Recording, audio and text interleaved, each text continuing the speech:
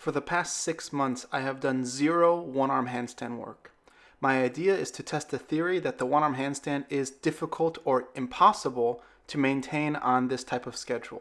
I've heard this from many different people, and I simply don't believe it. So, for the past 6 months, I have done no one-arm handstand work, apart from work on 2 arms, such as handstand push-ups, but absolutely no work on one arm. No weight shifts, no fingertip supports. What you're seeing here is my first fingertip support in 6 months. On the first number of attempts, the first thing that you'll notice is a very big swaying in the hips. This is because I haven't done the position in a long time and I'm having trouble finding and maintaining that position.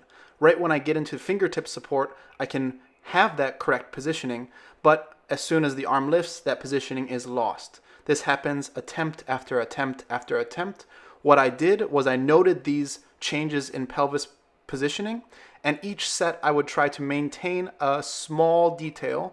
All of these attempts are no reps. These are not one-arm handstands. These are one-arm falls. So if you see somebody claiming they have a one-arm handstand that looks like this, it is simply not there yet. I'm not holding anything. I'm just slowly falling to the ground at this point. Now after 6 attempts, I'm starting to find the position a little bit easier. The difficult part is if I lose the positioning for a second, I'll fall out, just like you saw right there. Although the time in the one-arm handstand has not increased a lot from attempt number 1, the positioning and my ability to stay more quiet is getting better. And each attempt is starting to get those deeper details more and more. So I'm starting to feel what the balance should feel like in the one-arm handstand.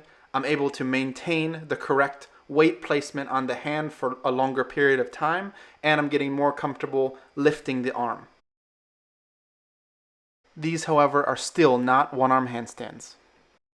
Now on to the 10th attempt, and here is where the hold actually begins. I'm rebalancing, I'm finding the position, I'm able to get back to the correct positioning. The hips are moving a lot, but I'm still able to maintain for 10 seconds or more. Closer to 15 seconds on this one. That is a one-arm handstand. On the left side, same thing here. Starting to understand it, starting to get balance, trying to be quiet in the hips, and actually holding a one-arm handstand at this point. Then, just to make sure it wasn't all luck, I repeat it for multiple sets on both sides, hitting 10 plus seconds, 15 plus seconds on each arm. What I noticed from maintaining it with once every 6 months versus once every month or once every 3 months, which is what I did previously, is it did take longer to start to get the hold. In the past, I could get it after just a few attempts. Now it took 10 on each side, but the duration of hold is the same on both sides.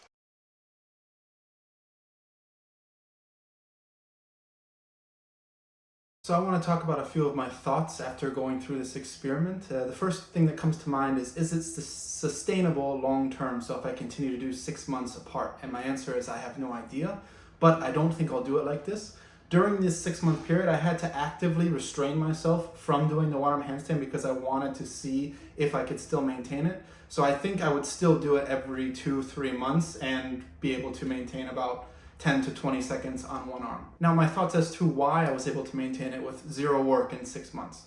The first one is when I was working this previously, I could do 30 seconds on both arms, and that was maybe 3 out of 10 attempts, but 7 out of 10 attempts, 70% of the time, I could do 20 seconds or more on both sides. So I had built it to a very consistent 20 seconds or more on both arms before stopping. The other thing was when I was practicing this, I was doing it 6 days per week, and I didn't go from 6 days per week directly to once a month or directly to once every 6 months.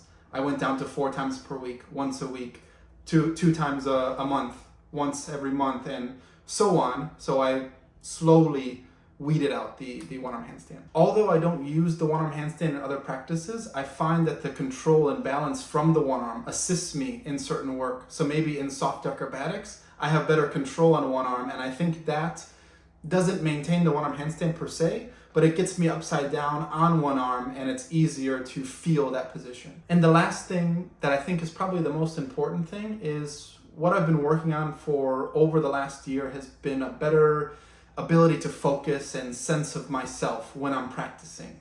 And I think this carries over into everything, but for sake of this video, maintaining the one arm handstand. So I'm in the practice all of the time, or as much as I can be, and I can sense and feel when things are not in the right place and where they should be. So for example, when I was moving the hips all the time or the weight was shifting all the time, I was able to notice these sensations and then fix it in the next set. Maybe I could only fix a small detail, but over time those details added up until the full thing was there. It's very easy to go through practicing mindlessly, but in my mind this is a huge waste of time. And this is how I practiced for quite a long time without ever realizing that it might be a problem. I think I got lucky in certain areas and used all of my time as a resource towards building some of these skills that I could have got with less time if I had been more aware and more focused on what's happening. I had no doubt in my mind that I would still have a one-arm handstand. So it was in my mind, that idea.